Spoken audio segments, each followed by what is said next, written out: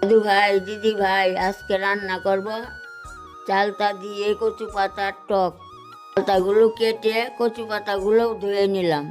তারপরে কেটে রাখা চালতা ধুয়ে নিলাম।